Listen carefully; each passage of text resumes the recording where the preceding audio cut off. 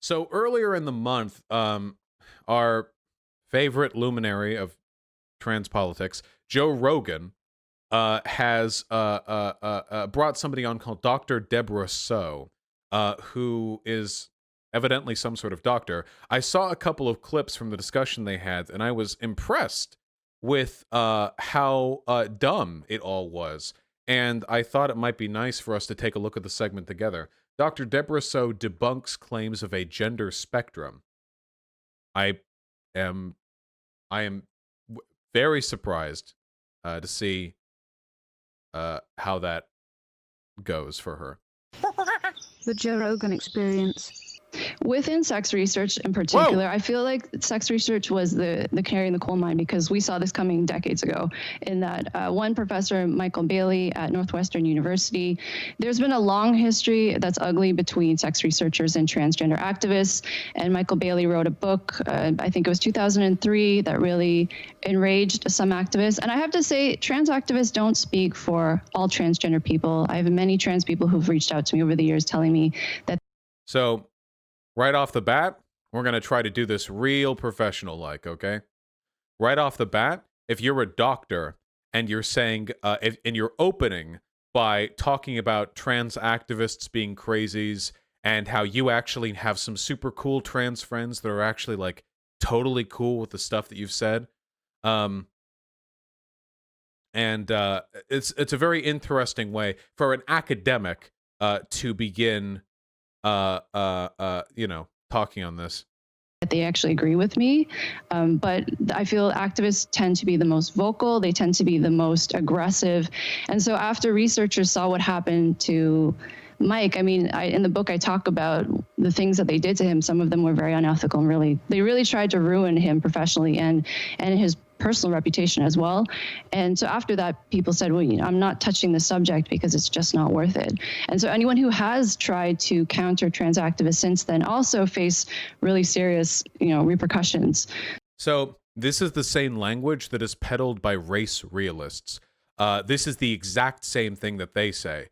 They will say that they try to push research in this controversial field, but they keep, anytime they talk about it, it gets controversial. People get mad. The activists push back. What usually actually happens here is that somebody who is wearing the mantle of a researcher enters a given field or discusses a given subject with a lot of bias coming into it, and make some bad takes. People get upset about it.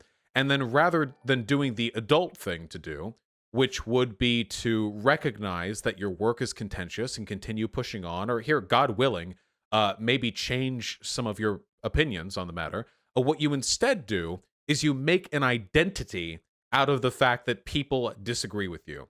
This is what is known as the bitch baby cancel culture snowflake move, where you push some bad research and you then make a career out of milking the victimization points that you got out of people criticizing you for your bad research.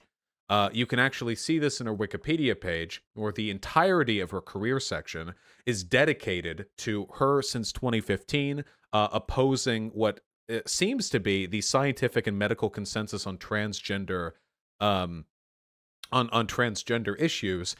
In 2018, she began hosting Quillette's Wrong Speak podcast.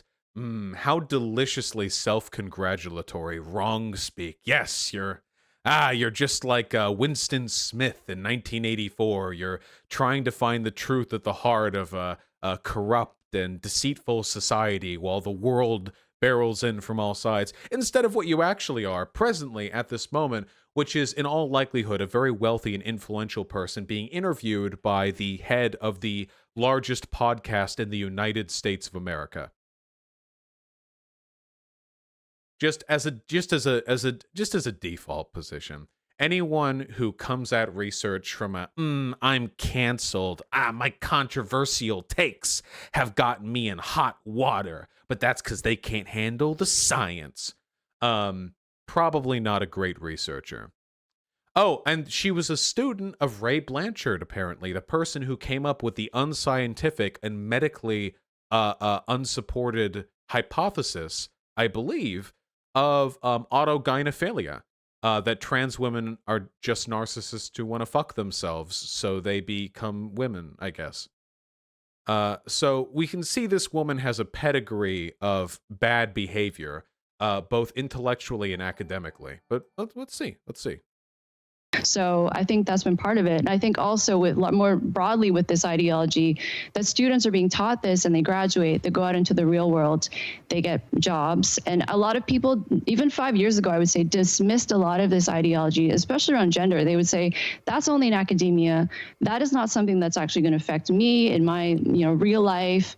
But here it is now. It affects everybody. There's no Notice the non-specificity. Notice how she's not saying what exactly she's referring to, but she's alluding to the narrative, you know? The crazy transgender ideologues are disseminating their, Gotcha, White Nervosa, thank you. Yeah, these are weasel words right here. She's not actually referring to any specific ideological tendencies. way that this is not affecting you. I think it's just a question of how much do you pay attention to it. People send me messages. They tell me about when they have training at work. They tell me about their kids' education. Like at the book, I don't just talk about transitioning children. I talk about the idea that gender is not a social construct. It is not a spectrum. I talk about how there is a relation between gender identity and sexual orientation, which you're also supposed to not say, apparently. Now, it's interesting because you can actually tell just how little she knows about these ideas based on the way she describes them. So let's go through these again. Like at the book, I don't just talk about transitioning children. I talk about the idea. So in the book, we don't just talk about transitioning children. Nobody transitions children. What are we talking about here? Do we mean like sexual reassignment surgery? Like what are we referring to right now? Are we talking about, like, after years of hormone blockers, like somebody being approved for HRT? Generally speaking, when people merely say transitioning children, the reason why they're being vague with their language is because they are alluding to the most severe conceivable outcomes without actually wanting to specify them. The medical consensus right now is pretty largely in favor of the idea that it's okay with giving hormone blockers to underage people. Nobody recommends sexual reassignment surgery for children, for under 18s, for minors. But when you just talk about children transitioning, do you mean social transitioning? Do you mean medical? Like what? The vagaries here are deliberate because to be specific is to quell the fears of her audience. She's apparently associated with IDW people. Yeah, no shit. This is perfect intellectual dark web. Pseudo-intellectual, vague trappings of academic legitimacy, a bunch of vague nonsense that sounds like it's being spouted off by a complete fucking layman. It reminds me of Sam Cedar. Idea that gender is not a social construct. So gender is by definition a social construct. That isn't even something that needs to be proved. Did I say Sam Cedar again? Damn it! Sam Harris. I did it again. I've only got room in my heart for one Sam, folks. I'm sorry. Wrong Sam. My bad. I know. I always do that. Listen, to be honest, I'm just always thinking of Sam Cedar. But I meant Harris. Thank you. It is not a spectrum. I talk about how there is a The idea that gender isn't a spectrum is extraordinary. That is an extraordinary idea. I hope she tries to defend that idea here. relation between gender identity and sexual orientation, which you're also supposed to not say, apparently. Nobody has ever said there isn't a relationship between gender and sexual orientation. Like, you know what else there's a relationship between? There is a relationship between having a penis and wearing suits rather than dresses at weddings. If we were to track what genitalia people have and what clothing they wear to formal events, we'll probably find a pretty strong correlation. But correlation is not causation.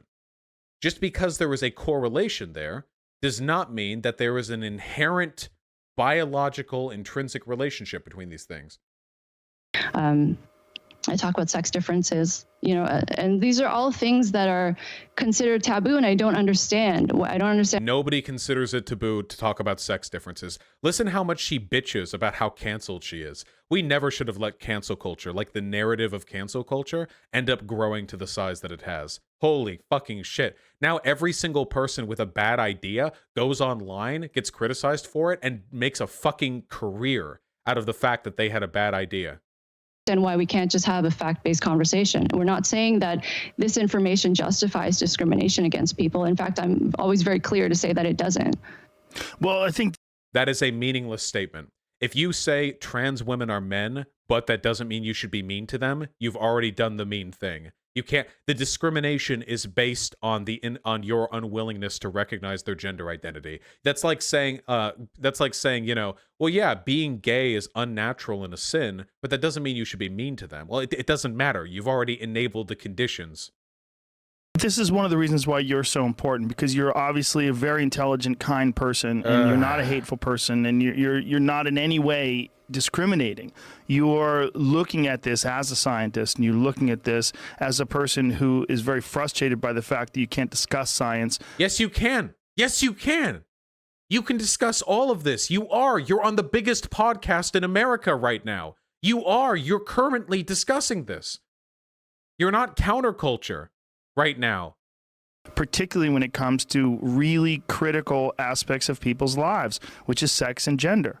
I would love to talk to you about what you just said, though. When you said that there's not a spectrum when it... This reminds me of how, like, yesterday in the RNC, cancel culture was one of the big talking points for the Republican Party. Imagine being the president of the United States and saying we will no longer stand victim to counterculture. Like, you're the fucking president, bro. You're the fucking president. Like, there's no one less canceled than you. You could drone strike my house. You're so not canceled. Canceling doesn't mean being criticized. comes to gender. That's a common narrative. So what do you mean by that? Like, there's not a spectrum. So there are two genders, and so gender... All right. Let's see how... So this is apparently a very intelligent, very academic woman. So let's see how many things we can point out here which are incorrect. So saying there's two genders is one of those technicalities where you could be correct in saying that the Western world generally recognizes the existence of two genders. But to say that there are inherently two genders, or that there must be two genders, that is a far less defensible claim. It's difficult to tell which claim she's making here. I could say there are two genders recognized in Western society, and I would be correct, but I imagine that that is not what she is going for. For 99% of us, our biological sex is our gender. What is a sex being a gender? What does that mean? If a sex and a gender are two different things, two different ideas with different terms referring to them, what is a sex being a gender? Does she mean 99% of us identify as the gender we were assigned at birth? Because that's the common language used in the academic, scientific, and medical community. So the fact that she's not using that language indicates to me that she might be kind of a dumb fuck. Biological sex is determined by gametes, which are either eggs or sperm. So there are no intermediate. I'm not a scientist. I'll assume biological sex is probably largely determined by that. Yeah, sure. Gametes. So gender is either male or female. So this I do not think. Well, wait, you just said sex is determined by blank. But then you said gender is either male or female. Listen, gender and sex are just two different things. They mean two different things. They're not the same thing. They're two different things. Sex refers to physical, biological differences. Gender refers to social and culturally inclined differences. Like this is now, if she wanted to make the claim that gender should necessarily be a product of sex, she could make that claim, but she's not making that claim at all. She's just saying they're both the same thing, which is factually not the same case. It's not the same. If it was the same, then we would just say sex. I think it validates the existence of intersex people or transgender people. I think we can advocate for equal rights for those communities. You're not giving trans people equal rights if you don't acknowledge the fact that they are the gender they say they are. You don't have to reconceptualize what gender or sex are. And that's an interesting point for an academic to make, to defend a traditional idea of sex and gender and to attack the idea of recontextualizing it. Why did she have to say sex and gender if sex and gender mean the same thing? And also for intersex people in particular, most of them want to live within the binary. They want to live as either male or female. They don't want gender or sex to be collapsed into a kaleidoscope or a galaxy or whatever else. I mean, this is what's being published in scientific. How are you collapsing gender into a galaxy if there are two and then you would conceivably have more? Wouldn't that be expanding, not collapsing? That's what is that? We don't want the intersex people don't want to collapse the two genders into 27. How does that make sense exactly? And I like how we're going directly to the star gender, the cosmos gender. I imagine there are some intersex people who want to be binary and some people who don't. I don't see how it makes a difference. Being intersex doesn't really have anything to do with gender inherently. It's, papers now. They refer to gender as quite literally a galaxy. So, wait, what? What are we referring to? Scientific papers now. They refer to gender as quite literally a galaxy. So, I mean. Well, actually, if they referred to it quite literally as a galaxy, then they would be referring to an expanding cosmic body of stars and planetary objects circulating around a supermassive black hole. And it's what the fuck are you talking about? There was probably one paper that she read where they said there is a veritable galaxy of gender expressions available to everyone, or probably something like that. What she's probably doing right now is reading into an alliterative paragraph, and she's making it sound as though academia has gone crazy and they're saying that you can be star gender or whatever. It's ridiculous. That's pretty crazy. Not just a spectrum, but a galaxy. See, like 250 billion types. Is that what it's like? Like all the stars? That's crazy. Well, a spectrum already has an infinite number of permutations. So, when you say there's just two genders, first of all, that's going to enrage people, right? Mm-hmm. But first off, let's pat ourselves on the back for being wrong, because when you're wrong, you upset people, and upsetting people means they can't handle how right you are. Second of all, will you concede that there are very feminine men and very masculine women? And if that is true, what accounts for that? It goes back to the prenatal environment. So I definitely. Oh, we're gonna get some biological essentialism here. And so if you're a man, but you like wearing feminine stuff, it's because you were exposed to feminizing hormones in the womb or some shit. Ah, yes! We're getting the hardcore biological essentialism shit. Which, by the way, funnily enough, biological essentialism kind of implicitly justifies a patriarchal society. I don't know whether or not Deborah So over here enjoys the fact that she can now legally hold a doctorate, but if we're going to go 100% down to the people should be socially expected to fulfill their biological roles, then if you want to spend your life as a breeding mare, like that's on you. Personally, I think that people's identities and the spectrum and range of their livelihoods are determined by more than the raw biological functions that they were ascribed by the cosmos. Don't deny that they're gender atypical people. I, as a woman, I look very feminine, but I'm actually very gender atypical. I've always felt more masculine, and even to this day, I feel much more masculine than feminine. Wait a minute. She's one of the boys. Hold on a second. You feel masculine? Uh-huh. Really? That's crazy. You don't seem you would never know. Oh my God, you don't even seem remotely masculine. Like, what determines that you are masculine? Vosh, she didn't say that people should be socially expected to fulfill their bio roles. She's saying their roles are biologically determined. You need to understand how close these ideas are to one another. Deborah So was already not really committed to being clear with her points and is already like vaguely gesturing at crazy far left hypocrisy as by means of like alluding to galaxy genders.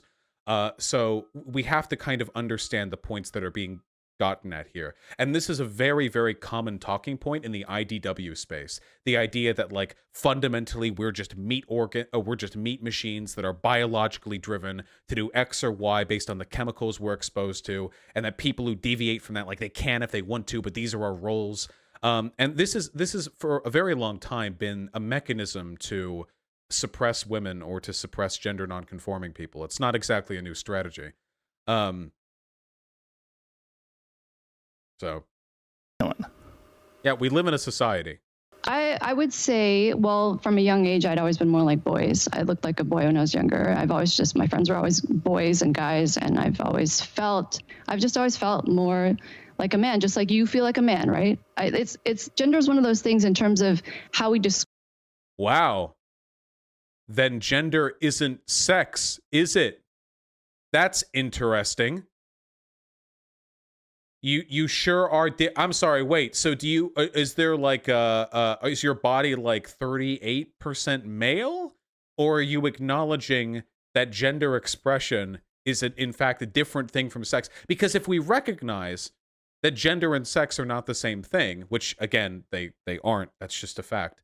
Then the arguments follow naturally in my favor. Describe it is so personal, and that's why I feel it's so important to focus on the evidence, because without that, what do you really have? Wait, what? So what it comes down to is testosterone exposure in the womb. Right, but how are you like a man? I don't know what the fuck is happening, but I'm so here for this. If you see, well, how can I say this? It's hard for me. Oh, wait, this is perfect, Joe. Wait, Joe is putting her in a position where while she's explaining how sex and gender are the same thing, she now has to sigh and describe her gender identity and how it differentiates from her sexual presentation. This is fantastic. For me to not go in digging into personal examples, right? But I would just say I've always been more like boys. If you look at how boys behave and how girls behave, I've always been more like the boys. Okay, like in like your interests and you're into fast cars. My behavior. I'm into fighting, right? I'm a martial artist. When I was young, especially, I used to always get into fist fights with the boys, and I would actually win. But that's hilarious because you seem very feminine to me. That's very odd. Like, this conversation is actually like a crash course in distinguishing sex and gender, and what's more, from distinguishing gender presentation and gender identity. You can identify as like a masculine girl and still look super femme because you have a bunch of masculine interests. We're talking about roles and interests, right? Like right now, this girl is like, the crazy star gender academics are saying there's a galaxy of gender roles. Oh, Joe, I don't like to talk about it because it's too personal, but I've always kind of felt like I'm more of a masculine girl, like personally identify differently from my presentation, and like the roles that I fulfill aren't exactly the same as what you would expect for someone who's, biologically female. Oh, but anyway, the crazy star gender academics, like, fuck this. Okay, I thought I'd be arguing against her, not her. People always say that to me. Yeah, for sure. So this spectrum that does exist, even though there are two genders, in your opinion, a male gender and a female gender. Well, it's not in my opinion. It's not in my opinion. It is. Okay. But how? Because the academic consensus disagrees with you right now, Deborah So, and I know that because I've spent a fuck ton of time reading up on this. So you don't get to do this like, oh, well, it's just a fact that I'm right. You don't get to do that. You have to actually justify that. She hasn't actually defended her point once here. But that, scientifically, right?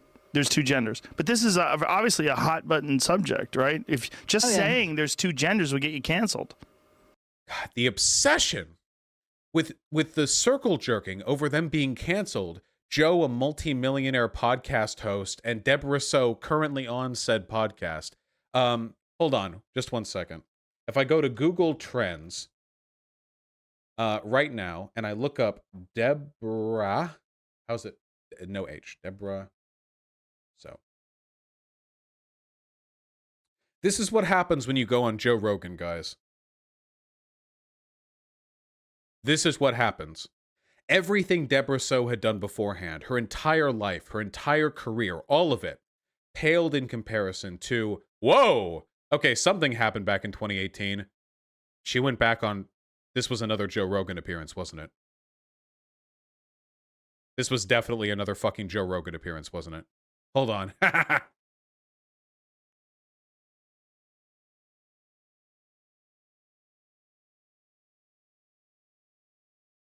Yep. July 26, 2018, right there.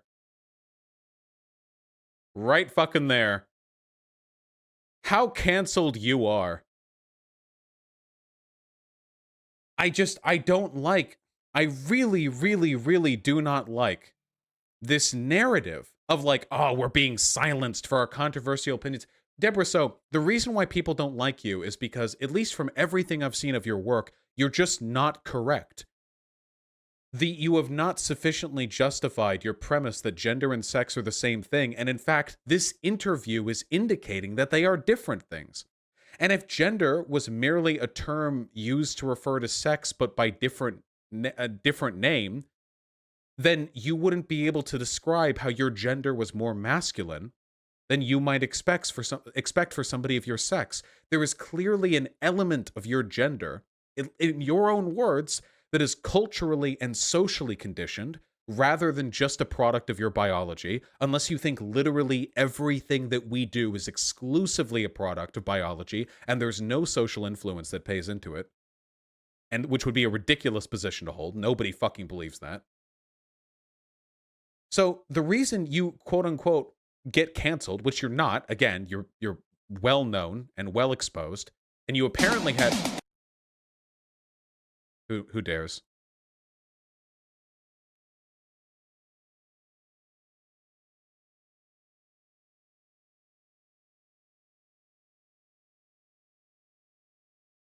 All right. The reason people are mean to you is because you're wrong, Deborah. Oh, I know. We can talk about the non-binary movement because I'm actually very concerned in terms of what that movement is about. I have some concerns. I am all for this, and I'll use whatever pronoun someone wants me to use. I'll be respectful. My issue is when people, again, say that this is backed by science when it isn't, and when we're also not talking about what... Well, considering that...